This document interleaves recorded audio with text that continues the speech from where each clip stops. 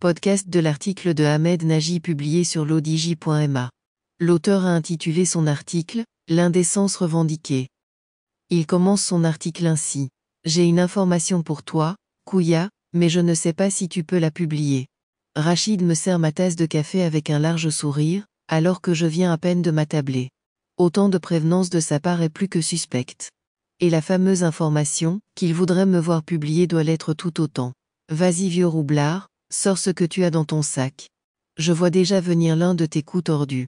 Eh bien, nous, membres de la Sainte Congrégation des serveurs de café, avons décidé qu'il faudrait désormais passer un concours, très sélectif par ailleurs, pour avoir le droit d'exercer notre noble profession. C'est une bonne nouvelle pour votre profession, pour en améliorer le niveau de compétence et l'image de marque. Mais, sans vouloir te vexer, je me demande si tu aurais pu avoir la moindre chance d'être admis à un tel concours. Rachid éclate de rire, nullement froissé par ma pique de provocation. Ce qui me rend encore plus suspicieux. Je vois que tu n'as rien compris. Mais attends que j'aille prendre la commande d'un client, qui vient d'arriver et je reviens tout expliquer, pauvre scribouillard.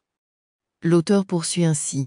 Je regarde Rachid, plateau à la main, se présenter devant un fringant jeune homme habillé d'une combinaison de travail bleu, toute son attention concentrée sur l'écran de son téléphone portable, comme si sa vie en dépendait. Puis je vois Rachid me désigner à ce jeune homme du doigt et là, tous mes voyants passent au rouge. Rachid me présente le jeune homme, un certain Omar, qui serait plombier. C'est un ami journaliste. Je viens de lui parler de notre projet de lancer un concours d'accès à la profession de serveur de café. Puis, il se retourne vers moi et m'explique, les plombiers ont également décidé de protéger leur profession des intrus en sélectionnant, par concours, ceux qui ont le droit de prétendre au statut. Éberlué, je les regarde tous les deux, sans savoir quoi dire exactement. Je me contente de banalités, en attendant que ce filou de Rachid dévoile son jeu.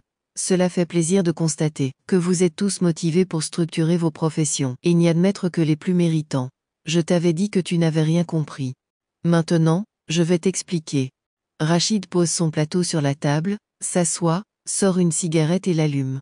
Il n'est nullement question de promouvoir la compétence, pauvre naïf.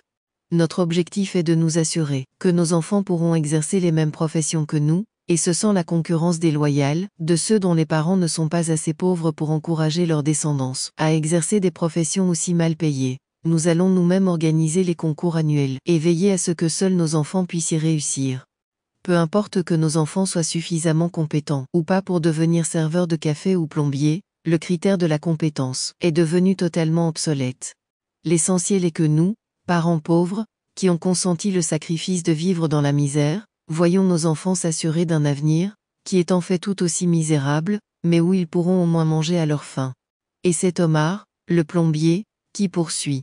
Il est quand même intolérable que les enfants de parents riches soient assurés d'exercer certaines professions et les nôtres, non. Le népotisme est désormais notre credo affiché. Tenez, par exemple, tout lauréat d'un établissement d'enseignement supérieur étranger n'aura pas le droit de devenir plombier. Bien sûr, il n'y a aucune loi qui l'interdit, mais nous allons nous débrouiller, lors des concours, pour les éliminer très discrètement et privilégier nos enfants.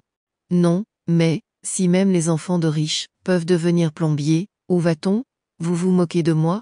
Depuis quand les enfants de riches veulent devenir plombiers ou serveurs de café? Vous avez fumé de la moquette? L'auteur ajoute ainsi. Rachid éteint ce cigarette et me répond. C'est une question de principe, mon cher ami. Que chacun reste à sa place, la mixité sociale n'a plus droit de citer.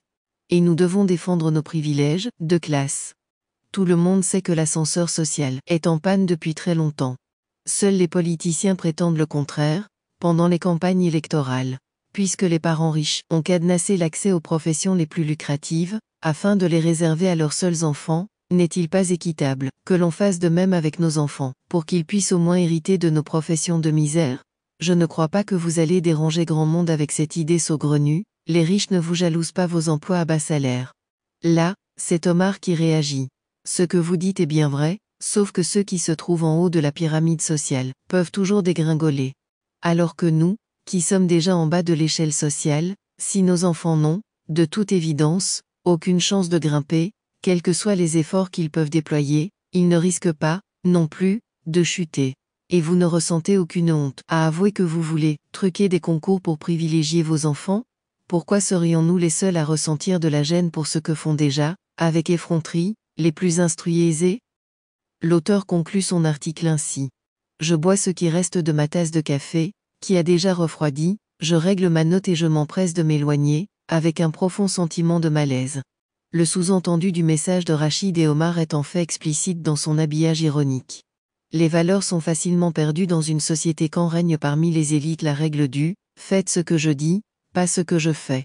Après quoi, le délitement. Rédigé par Ahmed Nagy et lu par l'intelligence artificielle de l'Odigi Media. N'oubliez pas de télécharger notre application l'Odigi Mobile sur Android et iOS et de vous abonner à notre chaîne YouTube l'Odigi TV si vous souhaitez être au courant des dernières actualités, podcasts et émissions télévisées.